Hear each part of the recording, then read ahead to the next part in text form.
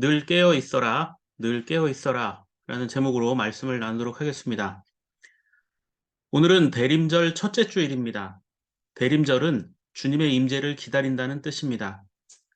즉, 성탄을 앞둔 4주 동안 주님의 오심을 기다리며 자신의 삶을 돌아보는 기간이기도 합니다. 여기서 잠시 2000년 동안 기독교가 지켜왔던 이 교회의 절기와 관련된 내용을 좀 설명드리는 게 좋을 것 같습니다. 여러분은 매주 예배 시간마다 성경 구절이 3개씩 등장하는 것에 대해 궁금하지 않으셨습니까? 이것은 제가 마음대로 정하는 것이 아니라 2000년 동안 믿음의 선배들이 구성한 것입니다. 전 세계 대부분의 개신교가 이것을 따르는 데 반해 미국의 교회들과 미국 교회의 영향을 받은 한국의 교회들은 따르지는 않습니다. 그래서 그 내용을 이제 교회에서 사용하는 달력이라고 해서 교회력이라고 하는데, 이 교회력에 대한 설명을 좀 드리려고 합니다.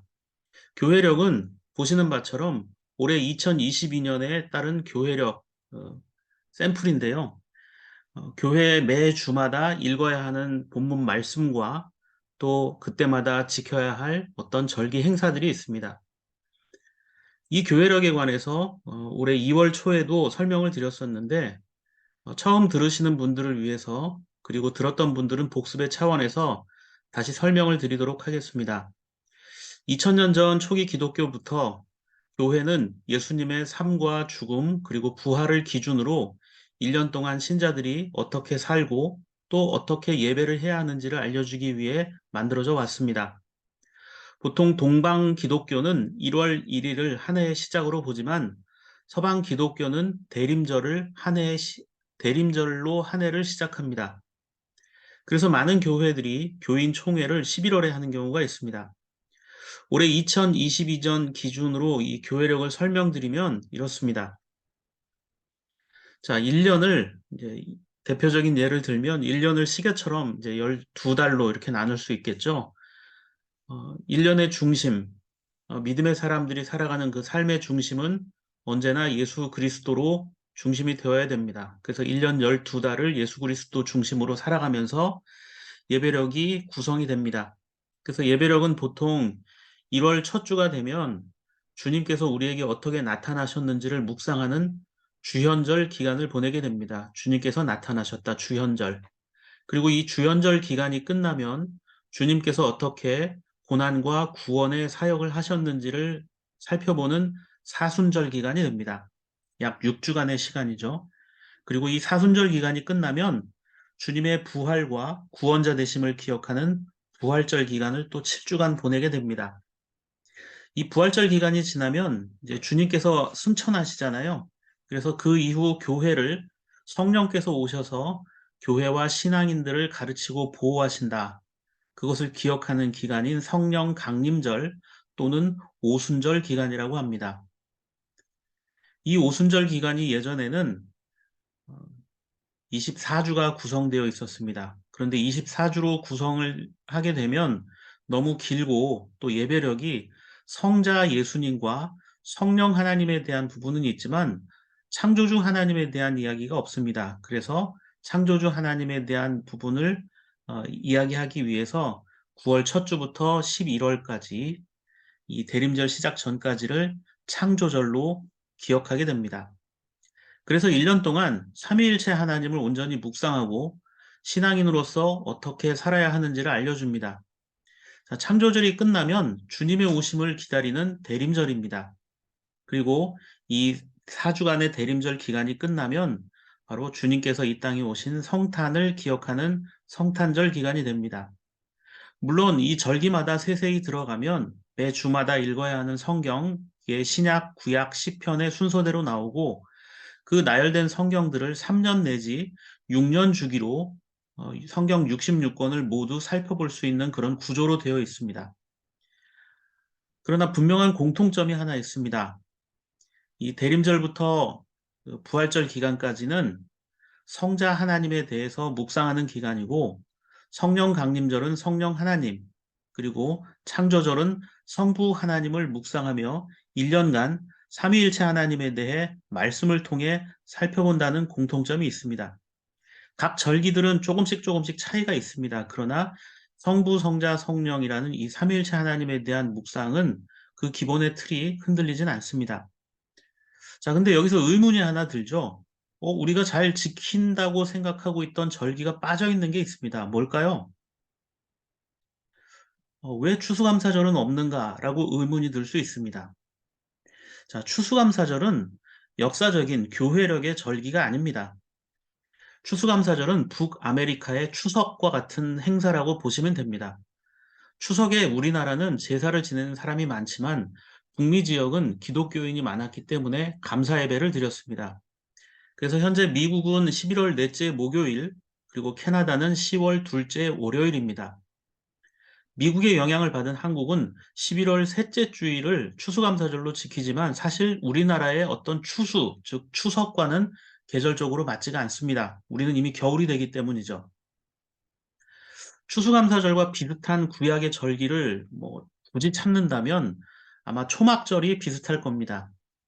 이 추수감사절의 유래는 1621년, 그러니까 지금부터 한 400여 년 전에 있었던 일입니다. 400년 전에 있었던 일인데 영국에서 건너간 청교도들이 그들에게 옥수수 재배법을 인디안들에게 배웠습니다. 그래서 그 인디언들을 초청해서 인디안들이 너무 고마우니까 그들과 함께 추수한 곡식, 그리고 과일, 칠면조와 사슴을 잡아서 축제를 벌인 것에서 유래합니다. 그러니까 초기에는 인디언들과 함께하는 어떤 감사의 축제였다라는 점입니다. 그게 추수감사절 예배의 유래가 되었습니다. 그리고 각 절기마다 교회 예배력에서 사용하는 색이 있습니다. 주연절과 창조절이 초록색이고요. 사순절과 대림절이 보라색입니다. 성령강림절은 붉은색, 성탄절과 부활절은 흰색, 이런 식으로 색 표시가 되어 있는데 이 색들마다 의미가 있습니다. 주보의 순서마다 또는 예배 시간마다 이 기간이 되면 이 절기에 맞는 색을 제가 하긴 하는데 흰색은 순결, 기쁨, 부활을 상징하고 붉은색은 성령과 순교, 보라색은 왕 또는 참회, 녹색은 생명과 희망을 뜻합니다. 그래서 강단에 절기마다 이 관련된 색을 배치해서 이 색을 보면서 기억하게 하는 겁니다. 자, 제가 지금까지 설명드린 내용을 다 기억하실 필요는 없습니다. 기회가 될 때마다 이런 예배력에 관해서 제가 알려드릴 것이고, 또 예배 시간마다 또 예배 순서지에 이런 내용들이 표기가 되기 때문입니다. 오늘은 바로 그 대림절의 첫째 주일 예배이고, 관련된 말씀인 예레미야를 살펴보도록 하겠습니다. 예레미야는 예수님보다 약 650년 전에 살았던 사람입니다. 그는 남유다 왕국 말기에 태어나 활동을 했는데 하나님 말씀에서 벗어난 남유다 왕국에 임할 심판을 경고했습니다. 그러나 예레미야는 그가 하나님의 말씀을 전한다는 그 이유만으로 미움을 받았습니다. 물론 하나의 국가가 탄생하고 멸망하는 것에는 다양한 이유가 있을 것입니다. 예레미야 선지자가 활동하던 당시 남유다 왕국 말기 국제 정세는 북쪽의 아시리아 제국이 쇠퇴하고 바벨론 제국이 점점 강성해지고 있었고 남쪽엔 이집트라고 하는 강대한 세력이 자리를 잡고 있었습니다. 자, 남유다 왕국은 그 거대한 세력들 중간에 있는 어, 약한 나라였습니다. 그렇기 때문에 북쪽의 신흥 바벨론을 선택할 것인지 아니면 남쪽의 이집트를 선택할 것인지 그 선택의 기로에 놓여 있었고 늘 정치는 또 왕들은 이것 때문에 고민을 하며 살아갔습니다. 이 과정에서 어디를 선택할 것인가? 정치는 분열되었고 그 분열된 정치는 결국 백성들의 희망을 앗아가고 말았습니다. 외교, 정치, 경제 등 모든 분야에서 사람들은 나누기보다는 자기의 것을 먼저 챙기기에 여념이 없었습니다. 험악한 세월이었기 때문이죠. 더구나 종교인들의 각종 범죄와 비리마저 일상화되어 버렸습니다. 2600년 전 예레미야가 심판을 외치던 그 시대는 지금 우리가 살고 있는 시대와도 별반 차이가 없어 보입니다. 예레미야 8장 10절 후반부터 11절 말씀을 보시면 이렇게 되어 있습니다. 힘 있는 자든 힘 없는 자든 모두가 자기 입속만을 채우며 사기를 쳐서 재산을 모았다. 예언자와 제사장까지도 모두 한결같이 백성을 속였다. 백성이 상처를 입어 앓고 있을 때 그들은 괜찮다, 괜찮다 하고 말하지만 괜찮기는 어디가 괜찮으냐. 자, 10절에 모두가 자기 입속만 채운다라고 할 때 이 입속이란 말은 약탈하다, 획득하다라는 뜻입니다. 무언가 얻기를 얻었는데 정당한 방법이 아니라 자기 욕심을 채우기 위해서 남의 것을 빼앗고 누군가의 기회를 착취한 것입니다. 부정한 방법으로 얻은 것이죠. 자, 어떤 부정한 방법들이 동원되었습니까? 자기의 욕심을 채우기 위해서. 10절 후반절을 보면 사기를 치고 사람들을 속였다라고 말합니다. 백성에게 정치인은 거짓된 평화를 주장하고 종교인들은 한술 더 떠서 권력에 아부하고 사람들이 듣기 좋아하는 헛된 위로를 했습니다. 그러나 하나님은 예레미야를 통해 경고하셨습니다. 남유다 왕국이 골마 있고 부서질 것이고 위험에 빠져 있다는 겁니다. 그 위험한 상태를 바로 상처 입은 사람에 비유합니다. 11절에 백성들이 입은 상처는 단순한 상처가 아니라 골절상입니다. 뼈가 부러진 사람은 빨리 수술을 하든지 치료해야 합니다. 당시 유다 왕국 사람들이 하나님 앞에 죄를 범한 행위가 이 정도로 심각한 것이었다는 점입니다. 그럼에도 불구하고 하나님의 말씀을 온전히 전해야 할 예언자와 제사장들은 백성들이 상처를 입고 있는데도 괜찮다, 괜찮다 말하고 있었다라는 것입니다. 하나님의 말씀을 외면하는 정도가 그들의 영혼을 파멸할 정도로 심각했다는 겁니다. 하나님을 멀리하고 있으니 이 나라를 세우고 멸망시킬 그 주인이 누구인지 분명하게 기억하라는 것입니다. 내가 이제 그 경고의 메시지를 말로만이 아니라 행동에 옮기겠다고 하나님은 경고하셨습니다. 그럼에도 불구하고 지도자들은 괜찮다, 괜찮다 하고 말합니다. 이 괜찮다는 말은 히브리어로 샬롬이라고 말하는데요. 샬롬은 행복하고 안전하다라는 말입니다. 심각한 위험에 빠진 사람에게 아무런 조치를 하지 않으면서 걱정하지 말라거나 긍정적으로 생각하자라는 말처럼 무책임한 말이 또 있을까요? 몸이 아파 의사에게 갔는데 의사가 진단하고 치료를 하고 회복할 방법을 알려줘야 하는데 힘내세요라고 말한다면 이 환자는 과연 좋아질 수 있을까요? 저도 비슷한 경험을 했었습니다. 군종 목사일 시기에 군인교회 예배당을 건축할 때 있었던 일입니다. 군인교회 예배당 건축을 하면서 처음 계획과 달리 기간도 길어지고 공사 비용도 너무나 부족해서 힘들었었습니다. 그래서 할 수 없이 평소 알고 지냈던 선배 목사님에게 찾아가서 어려운 사정을 말씀드렸습니다. 군인교회당 예배 건축을 하게 되었는데 지금 건축 비용이 좀 부족해서 이거 이런 게 좀 부족하니 좀 도와달라는 취지로 말씀을 드렸습니다. 처음엔 고개를 끄덕이며 제 이야기를 들어주시기에 아, 조금이라도 이분이 도와주시겠구나 이런 일말의 기대를 가지고 있었는데 잠시 후에 그분이 이런 말씀을 하시는 겁니다. 목사님 말씀 잘 들었습니다. 교회 건축하는데 어려움 많으시죠? 저도 함께 기도하겠습니다. 예, 이걸로 끝이었습니다. 저는 기도해 주겠다라는 말이 그렇게 상처가 되는 말인 줄 몰랐습니다. 기도해 주겠다. 이 말이 언제부터인진 기독교인이 가장 이기적이고 쉽게 하는 흔한 거짓말이 되어버린 것 같습니다. 상처 입은 사람에게 괜찮다, 기도하겠다. 이런 말은 도리어 문제를 더 크게 만들 수 있다는 것입니다. 가짜와 거짓으로 일관하는 자들을 향해 하나님께서 어떤 경고를 하셨습니까? 예레미야 8장 12절을 보십시오. 그들이 그렇게 역겨운 일을 하고도 부끄러워하기라도 하였느냐? 천만에 그들은 부끄러워하지도 않았고 얼굴을 붉히지도 않았다. 그러므로 그들이 쓰러져서 시체 더미를 이룰 것이다. 내가 그들에게 벌을 내릴 때에 그들이 모두 쓰러져 죽을 것이다. 나 주의 말이다. 자, 인간은 자기가 한 말을 지키지 않습니다. 거짓을 말할 때가 훨씬 더 많을지도 모릅니다. 그러나 주님은 주님이 하신 말씀을 반드시 지키고 이루시는 분입니다. 자기 유익을 위해 누군가의 상처를 돌보지 않고 외면한 일들을 절대 묵과하지 않고 심판하겠다 말씀하시죠. 이 심판은 그대로 이루어집니다. 그러나 예레미야는 비록 지금 우리의 죄로 인해 심판을 받겠지만, 나라가 망하겠지만, 하나님께서 우리를 다시 회복시켜 주시고, 우리를 다시 살려 주실 것이다 라는 희망의 소식을 전합니다. 그게 바로 오늘 첫 번째 본문인 예레미야 33장 15절과 16절입니다. 그때 그 시간이 되면 한 의로운 가지를 다윗에게서 돋아나게 할 것이니 그가 세상의 공평과 정의를 실현할 것이다. 그때가 오면 유다가 구원을 받을 것이며 예루살렘이 안전한 거처가 될 것이다. 사람들이 예루살렘을 주님은 우리의 구원이시다 하는 이름으로 부를 것이다.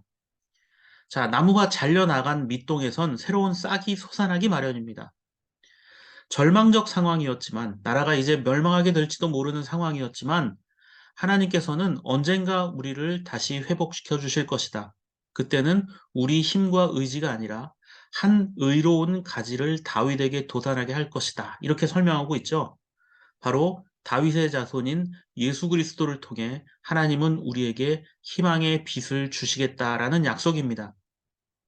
주님이 바로 그런 분입니다. 모두가 절망하고 희망이 없는 것 같은 순간 우리에게 한 줄기 빛이 되어 주시는 분입니다. 한 가지 분명한 사실은 그가 우리의 주인이라는 사실을 인정하고 고백해야 한다는 점입니다. 두 번째 본문 데살로니가전서 3장 13절을 보면 바울은 이렇게 말합니다.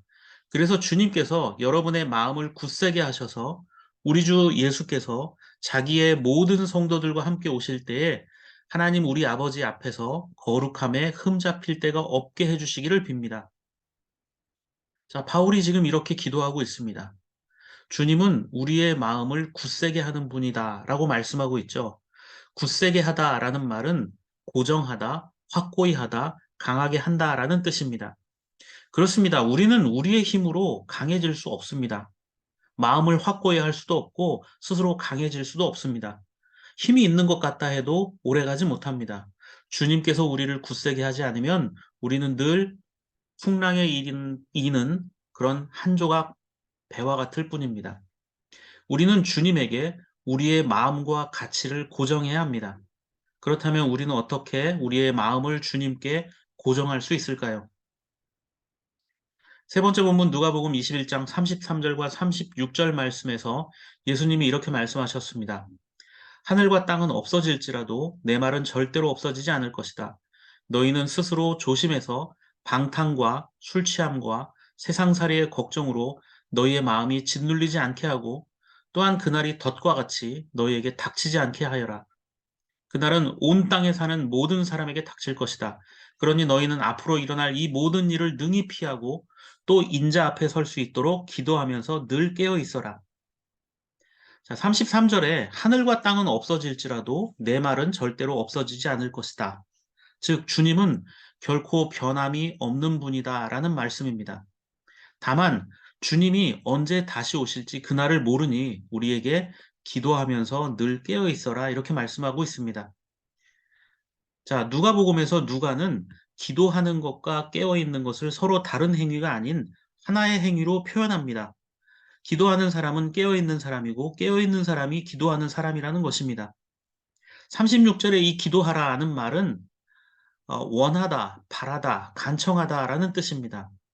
언제 어디서나 우리의 소망과 가치관의 중심을 주님께 두어야 한다는 겁니다. 우리의 소원, 우리의 바람, 우리의 간청은 언제나 주님께 향해야 한다는 점입니다. 늘 깨어서 기도하라는 말은 잠자지 말고 24시간 주님만 생각해라 그 말은 아닙니다. 저를 포함해서 여러분은 뭐든 다 잘할 수는 없습니다. 24시간 주님만 생각할 수 있는 존재는 세상에 없습니다. 어쩌면 우리는 세상에서 더 많이 실패하고 더 좌절하는 일들이 많을지도 모릅니다. 좋은 생각을 하지만 그 생각이 행동으로까지 이어지지 않는 경우도 더 많을 수 있습니다. 주님만 바라보겠다 했지만 여전히 불안하고 절망하며 마음 아파하며 살아가는 것이 우리들의 연약한 삶의 모습일 수 있습니다. 그러나 상관없습니다.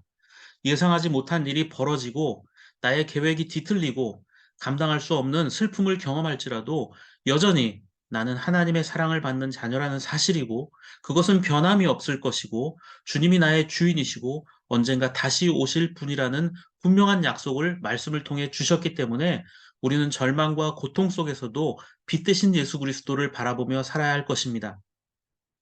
언제나 우리에게 빛이 되신 그 주님을 바라보며 이 대림절 기간에 주님께서 나에게 베풀어 주신 삶에 대해 더욱더 돌아보며 감사할 수 있는 저와 여러분들의 삶의 모습이 되기를 바랍니다.